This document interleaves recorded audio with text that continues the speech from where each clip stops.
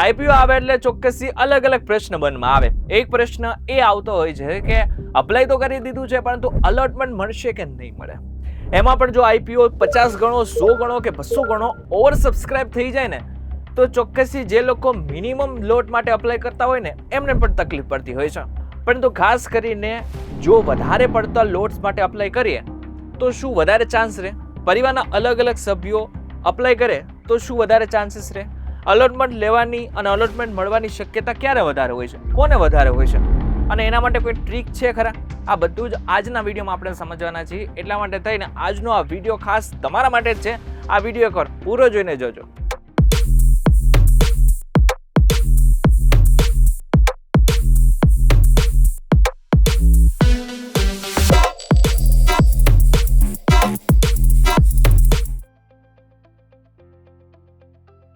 નમસ્કાર and welcome back fox VTV digital ઉપર તમે જોઈ રહ્યા છો ડેલી ડોઝ અને હું છું આપનો દોસ્ત કરણ ચડોદરા.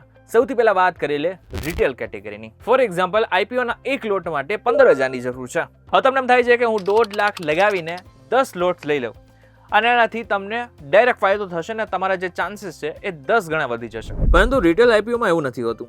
જ્યારે રિટેલ કેટેગરીમાં ડિમાન્ડ ઉપલબ્ધ શેર કરતાં ઘણી વધારે હોય ત્યારે એલિજિબલ એપ્લિકેશનમાંથી એલોટમેન્ટ લોટરી અથવા ડ્રો ફ્લોટ્સ જેવી પ્રક્રિયા દ્વારા કરવામાં આવે છે. એટલે તમને એવું લાગતું હોય કે તમે 1.5 લાખ ભરીને 10 ગણો ચાન્સ મેળવી લેશો, એવું બિલકુલ નથી હોતું. ઘણી બધી વખત જે લોકો મિનિમમ લોટ માટે અપ્લાય કરતા હોય ને એમને ચાન્સ મળી જતો હોય છે. હવે આપણે ઉદાહરણ સાથે સમજીએ.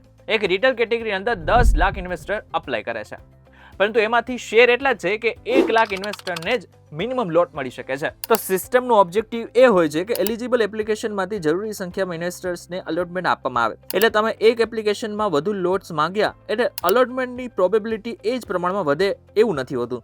એક વસ્તુ પણ સમજવા જેવું છે. એપ્લિકેશનની સંખ્યા અને એપ્લિકેશનમાં માંગેલા લોટ્સ આ બંને એક સરખા નથી હોતા, અલગ અલગ હોય છે. તો એક પ્રશ્ન તો હજુ ઊભો છે કે એલોટમેન્ટ માટે ચાન્સીસ વધારવા શું કરવું? તો એના માટે ઓપ્શન છે જ અને ચોક્કસથી ઘણા બધા લોકો આનો ઉપયોગ આજે પણ કરી રહ્યા છે. એને કહેવામાં આવે છે મલ્ટિપલ ફેમિલી એપ્લિકેશન. એટલે કે જો તમારા ફેમિલીની અંદર જેટલા પણ લોકો છે એમાંથી જે લોકો એલિજિબલ હોય કે એ લોકો અપ્લાય કરી શકે છે એના દ્વારા જો તમે અપ્લાય કરાવો છો તો ચોક્કસથી એ ચાન્સ છે કે તમને અલોટમેન્ટ મળી શકે. ઉદાહરણ તરીકે પતિ પત્ની અને અન્ય એલિજિબલ ફેમિલી મેમ્બર દરેક પોતાના પેન, ડીમેટ એકાઉન્ટ અને જરૂરી બેંક અથવા તો યુપીઆઈ ડિટેલ્સ દ્વારા અલગ અલગ એપ્લિકેશન કરી શકે છે. આ રીતે તમારી પાસે એક જ પેનની મલ્ટિપલ એપ્લિકેશન નહીં પરંતુ અલગ અલગ એલિજિબલ ઇન્વેસ્ટરની ઇન્ડિપેન્ડન્ટ એપ્લિકેશન હોય છે. એટલે ઓલ ઓવર ફેમિલી લેવલના જે ચાન્સીસ હોય છે ને એ વધી જતા હોય છે. હવે એક હજુ પણ એક વસ્તુ સમજવા જેવી છે.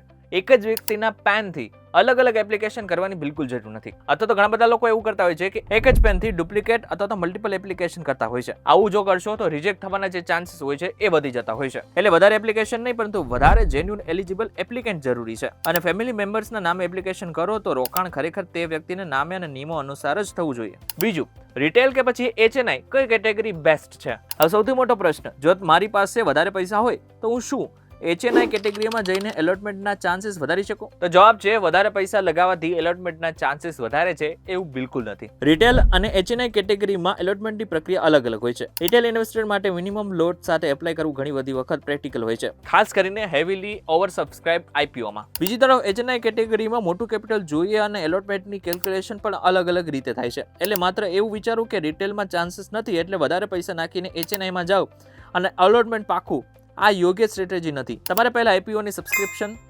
કેટેગરી વાઇઝ ડિમાન્ડ અને અવેલેબલ શેર્સ અને અલોટમેન્ટ રૂલ્સ સમજવા જોઈએ. હવે એક ભૂલની પણ વાત કરી લઈએ કે જે ઘણા બધા લોકો આજે પણ કરે છે. આઈપીઓમાં એપ્લિકેશન કરતી વખતે સામાન્ય રીતે યુપીઆઈ મેન્ડેટ દ્વારા અમાઉન્ટ બ્લોક થાય છે. આનો સીધો મતલબ એવો નથી કે પૈસા કંપનીના ખાતામાં ટ્રાન્સફર થઈ ગયા. જો તમને અલોટમેન્ટ મળે તો અલગ વસ્તુ છે, પરંતુ જો તમને અલોટમેન્ટ નથી મળતું તો એ પૈસા જે બ્લોક થયેલા છે એ રિલીઝ થતા હોય છે. અને જો અલોટમેન્ટ થાય છે તો જેટલા શેર્સ અલોટ થયા હોય તેટલી રકમ ડેબિટ થાય છે. એટલે આઈપીઓમાં અપ્લાય કરતી વખતે તમારી લિક્વિડિટી પણ ધ્યાનમાં રાખવી જરૂરી છે. આનાથી પણ વિશેષ બેસ્ટ સ્ટ્રેટેજી શું છે એ હું હવે તમારી સાથે શેર કરવા જઈ રહ્યો છું. ધ્યાનથી સાંભળજો. જો તમે રિટેલ ઇન્વેસ્ટર છો અને આઈપીઓ ભારે ઓવર સબસ્ક્રાઇબ થવાની શક્યતા છે તો પ્રેક્ટિકલ અપ્રોચ શું છે? એક પેનથી એક વેલિડ એપ્લિકેશન મિનિમમ લોટ માટે અપ્લાય કરો.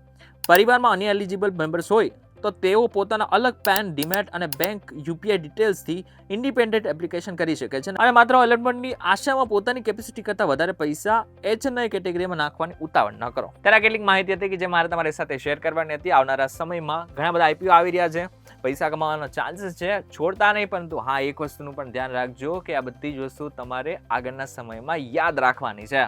અને બીજી વસ્તુ, અમે કોઈ ફાઇનાન્શિયલ એડવાઇઝર નથી, એટલા માટે થઈને અમે જે માહિતી આપી રહ્યા છે એ રિસર્ચ બેઝ માહિતી છે.